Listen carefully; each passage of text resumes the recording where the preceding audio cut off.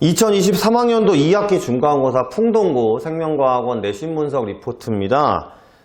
우선은 제가 난이도는 별 2개를 줬지만요. 그렇다고 해서 문제가 쉬웠다라고 말씀드리는 게 아닙니다. 이건 난이도를 좀 잘 파악하셔야 되는 게 이번 중간고사의 시험 범위는 유전입니다. 유전이라는 부분은 기본 형태의 문제가 나와도 어려워요. 언어와 확통이 결합되어 있기 때문에. 단지 제가 별 2개를 드린 건 고3 학평 수능에 3점짜리 이상의 굉장히 오랜 시간을 요구하는 복잡하게 꼬여져 있는 문제가 많이 출제되지 않았기 때문에, 즉 기본 형태의 개념을 묻는 문제가 많이 출제됐기 때문에 별 2개를 드린 거고요. 타 학교와 다르게 염색체, 유전 처음부터 돌연변이와 구조 이상 유전병까지, 유전 끝까지 시험이었습니다. 보통 타 학교들은 유전이 좀 어려운 부분이기 때문에 뒤에 있는 유전병, 그러니까 수 이상, 비분리나 구조 이상 이런 부분들은 기말고사 때 보고 사람의 유전까지만 보는 편이에요. 그런데 풍동고는 유전 전체를 시험 보기로 했습니다. 그러니까 그거는 좀 학생들이 준비하는 데 있어서 좀 어려움은 있었을 것 같아요. 그 다음에 문항수도 22문항 객관식이었기 때문에 문항수도 좀 적죠. 서술형이 있는 것도 아니고요. 그러다 보니까 별 2개를 드렸지만 쉽다라고 보지 말고요. 내가 기본 공부를 명확하게 하지 않으면 어쨌든 공부를 명확하게 하고 열심히 준비하는 친구들이 있을 거 아니겠습니까? 그럼 그런 친구들이 이제 윗부분에서 다닥다닥 모여 있겠죠. 그러니까 등급을 맞기 위해서는 내가 기본 공부를, 즉 어려운 문제를 막 풀면서 만족하는 게 아니라 기본적인 내용의 공부들을 명확하게 서술형을 쓰듯이 풀이 과정까지 명확하게 여러 번을 공부해야지만 고등급을 맞을 수 있겠구나 라고 생각하게 하는 시험이었다 라고 보시면 되겠습니다. 85점대, 80점대 중반 정도가 2등급에서 3등급 선이 된다라고 보시면 될 것 같아요. 특이사항은요, 풍동고는 항상 한두 문제가 그런 식이었어요. 이제 너무 앞서 나가는 문제를 내거나, 이번에 같은 경우는 13번, 14번에서 멘델의 유전법칙 문제를 출제를 합니다. 중학교 때 배웠던 내용이기도 하고, 그 다음에 이번 교육과정이 전혀 아니라고 볼 수는 없지만, 이 멘델의 유전법칙은 이제 개정 전 교육과정에서는 좀 중요하게 다뤄지다가, 이번 교육과정에서는 그냥 부가적 설명으로 나타나는 편이 많거든요. 물론 학원에서는 우열의 원리, 분리의 법칙, 독립의 법칙을 설명하긴 했지만 이런 형태의 문제들을 자세하게 내지는 않았어요. 가르치진 않았습니다. 이번 교육과정이 아니기 때문에. 그리고 많은 학교에서 이 부분을 많이 출제하지 않았어요. 근데 풍동고는 2문제나 출제를 했기 때문에 그 부분에 대해서도 좀 준비하기 어려웠지 않았나 생각이 들고요. 특이한 것도 복대립과 사람의 유전 연관 문제 같은 경우는 출제하지 않았습니다. 그래서 제가 별 2개를 드린 거예요.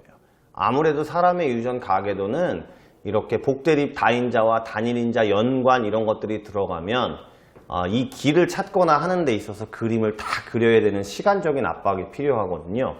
이제 그 부분이 출제되진 않았고요. 다인자 유전도 기초 문제 하나 정도 출제가 됐습니다. 최근에는 고3 학평 수준으로 가면 다인자 연관 문제도 많이 출제가 돼서 타 학교들은 이런 게 나오면서 난이도가 많이 높아졌는데 풍동은 또 그러지는 않았어요. 또 하나 이제 특이사항이 19번에서 지금 이제 어차피 올해 친구들은 이걸 보겠습니까? 2024학년도 풍동고 내신을 준비하기 위한 친구들이 이 리포트를 볼 거잖아요. 그러면 학원을 다니는 친구들은 제가 설명을 하겠지만 그냥 리포트만 보고 있는 친구들은 올해 2023학년도 거 시험지를 이제 얻어서 보게 되면 19번 문항은 보기가 틀렸습니다. 그러니까 보기에 답이 없어요. 즉 문제 오류가 있어서 재시험을 봤거든요. 그러니까 또 이제 어떤 상황이 벌어지냐면 자기가 열심히 준비를 했어도 문제에 오류가 있었으면 그게 문제 오류인데 본인이 틀렸다라고 생각해서 거기서 또 여러 번 풀다 보면 시간적으로 또 딜레이가 되겠죠. 그럼 그 뒷부분에서 또 못 푸는 경우가 생기지 않았겠습니까? 소위 얘기하면 멘탈이 나갔다 이런 식으로 이제 그런 문제도 또 하나 발생을 해서 더 어렵지 않았나 생각이 들어요. 밑에 나머지 부분들은 제가 쭉 설명을 해놨으니까요. 대표 문항 분석은 시험지를 또 구해서 보시면서 아니면 제가 또 간략하게 정리를 해드릴 텐데 유전을 하나도 공부 안 한 친구들은 지금 보시면 이 내용은 무슨 내용인지 모를 거예요. 그러니까 유전을 공부를 하신 다음에 다시 한번 분석 리포트를 보시는 걸 추천해 드립니다. 유전이라는 부분은 크게 이렇게 나눠져요. 염색체와 유전자 관계, 뭐 핵상, 핵형 이런 거. 이건 아주 기본 내용이고 중학교 때부터 들었던 거고요. 그 다음에 이제 체세포 분열, 감수 분열 같은 세포 분열이 있어요. 이 세포 분열도 이제 기본 문제는 이런 겁니다.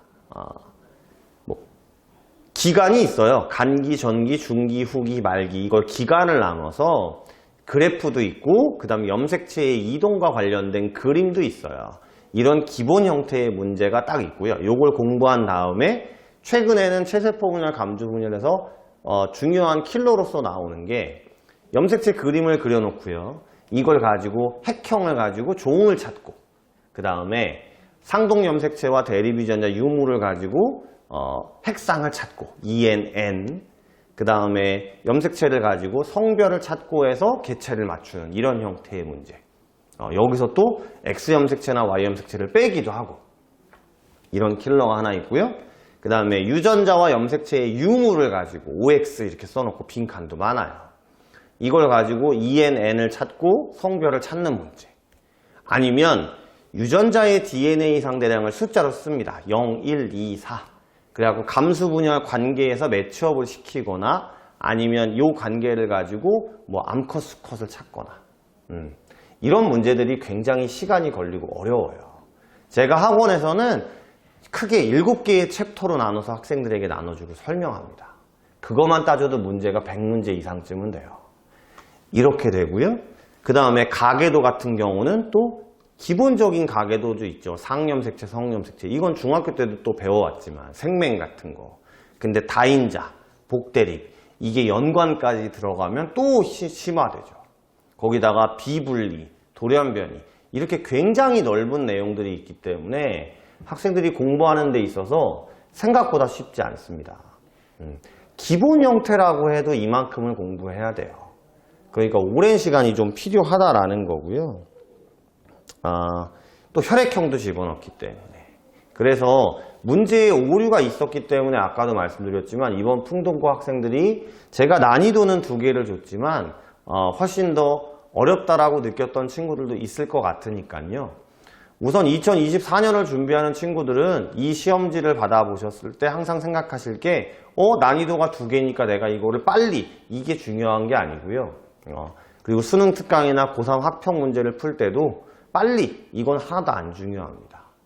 시간이 걸려도 좋으니까 정확한 개념을 가지고 공부하는 게 그러니까 미리미리 준비하시는 게 좋지 않을까를 확실히 보여주는 시험이었다고 볼 수 있어요.